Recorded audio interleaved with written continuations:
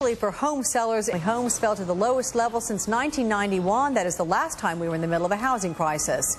Joining us now in studio is Dani Babb, real estate expert and author of the book, The Accidental Landlord. A very good morning to you. Good morning. As we talk about the construction of single-family homes slowing to its, I guess, lowest pace in 17 years since 1991, you're going to think, well, that's really bad news, but not necessarily, you say. No, actually, it's very good news. As soon as we can drop supply, we'll start to see an equilibrium with demand and supply, which means that prices will stabilize, and we'll start to see a slightly growing economy again with regard to real estate. Okay, so that's a trend that you expect to be reversed, or do you think we're going to spend some time down on this level, kind of buying up what's out there? Yeah, we're going to spend some time at this level. We need to get investors back in the market. We need to get banks actually lending again, to reducing lending restrictions, and we need to get inflation at bay right now, which unfortunately is going to mean a slight increase in interest rates. Okay, there are so many people though who they have got to sell their home, and I understand there are those that are taking pretty extreme measures to get the job done. Like what? Well, like letting people live in the home for a few days, even at a time, to basically let them try before they buy. Huh. Yeah, basically,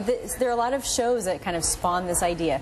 Giving people free vacations, free upgrades once they close escrow, cars, small homes that maybe they own that they're just willing to offload and give to the new buyer. You mean someone might even go in and say, oh, let's look at the garage. Hey, we like that car. Absolutely right. Really? And that's happening on a pretty regular basis. Yeah. Okay, so those kinds of things are being offered apparently. In terms of recent news on the government, which has said that offering guarantees to the mortgage giants, of course, Fannie Mae, Freddie Mac, will that have some sort of impact on the housing market in positive ways? It will have impact in positive ways. Now, there is some concern, obviously, since Freddie and Fannie, they touch about 70% of the loans out there, and they either hold or back 50% of the loans out there. Those are conforming loans above or below limits, basically below certain price limits, depending upon where you live.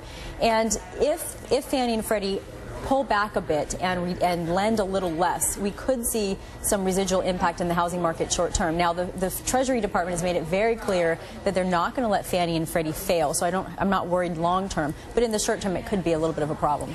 Problem meaning for anybody who wants to buy a home and get that mortgage, they're going to have a tough time doing it? Yeah, just that much more difficult than it already is with banks currently. Okay, and the outlook for summer, when so many people do go shopping, or at least lots of people are moving, and they're looking ahead to try and get in place, say, before the school year starts, that sort of thing. Do we see a positive forecast for home sales? Well, anecdotally, what I'm seeing is homes in escrow are greater than this time last year. Now, how many of those are actually going to close, we're not going to know until sometime later on in the summer.